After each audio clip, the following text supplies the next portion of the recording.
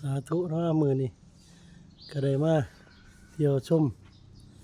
วัดป่าหนองสันข้าวอีกช่วงหนึ่งในต้นโพเป็นสีเหลืองเนาะรูปไปแล้วก็ต่อจากนั้นก็มาต่อวัดป่าศรีคุณารามเนาะก็ได้เข้ามาในวัดกับพ่อตะเคียนใหญ่ตะเคียนยักษ์เนาะมายางเมื่อสิว่าขอโจขอหลับนั่นเป็นตะเคียน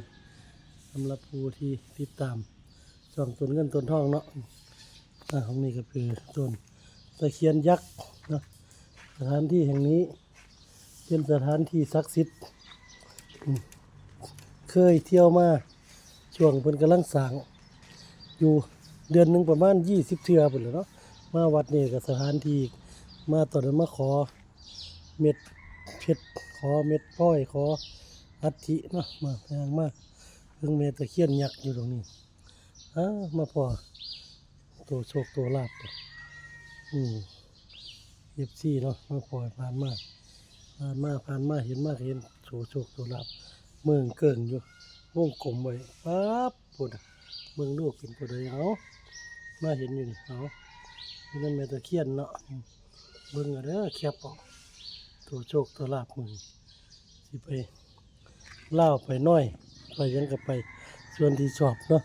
ยังบ่ได้ขอเป็นจุดอย่างมาชม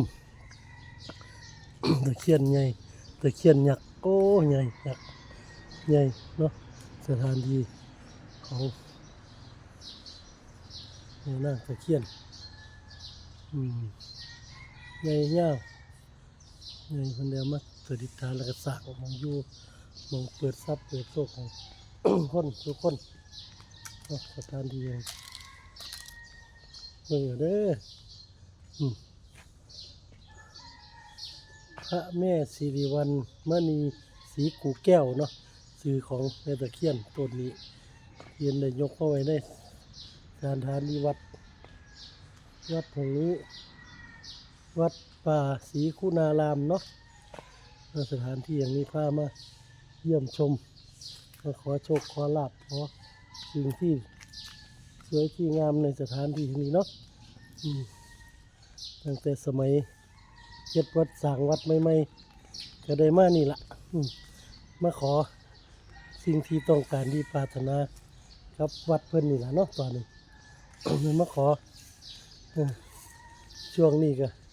บ่สบายเนาะก็เลยค่อยๆได้เดินมาค่อยได้มาชมเมื่อก่อนนี่ก็จะมาเดือนหนึ่งจะมาจากประมาณ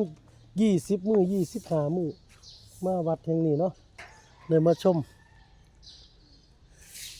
สถานที่วัดตรงเพิ่นกว้างขวางเป็นวัดหลวงเนาะของผู้จารย์ประจักษ์เนาะเพิ่นเลยมาเฮ็ดมาสร้างอยู่นี่ตั้งแต่สมัยนานแล้วล่ะ10 ปีแล้วเที่ยวมาอยู่นี่เนาะพาญาติโยมมาชมมากราบไหว้บูชาสถานที่แห่งนี้เนาะของเพิ่นสร้างไว้สวยงามของพ่อแม่ครูบาอาจารย์เพิ่นได้เฮ็ดได้ทำสิ่งดีประดิษฐานอยู่ในสถานที่วัดเพิ่นแห่งนี้เนาะแต่ละสิ่งแต่ละอย่างที่เพิ่นเฮ็ดไว้โอ้ยมองต้นโพคือกันตัวนี่ก็ได้เนาะบ่พารูปเบิ่งบ่เป็นสีเหลืองอีกว่าหม่องนี้ก็ได้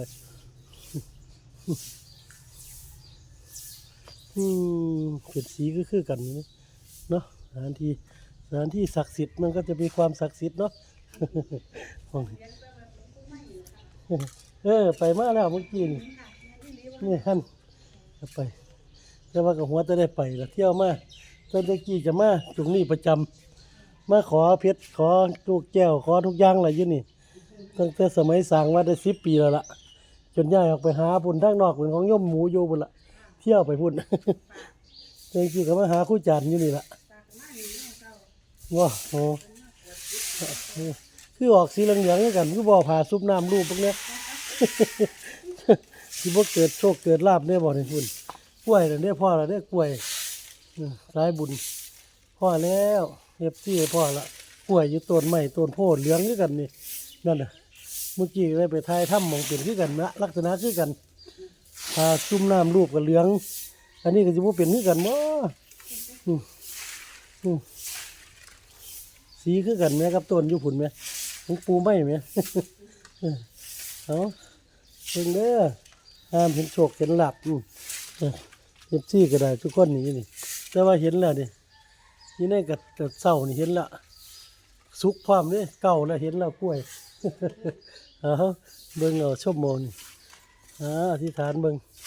วัดสถานเดียงนี่เป็นสถานที่เก่าแก่ศักดิ์สิทธิ์จะมีปัญจวัคคีย์ทั้งหาด้านนนด้านเจดีย์ทั้งนั้นเดี๋ยวสิพาไปชมอีกทีหนึงเนาะ ซ้ำนี้ก็ไว้ซ้ำนี้กันสาธุสาธุสาธุ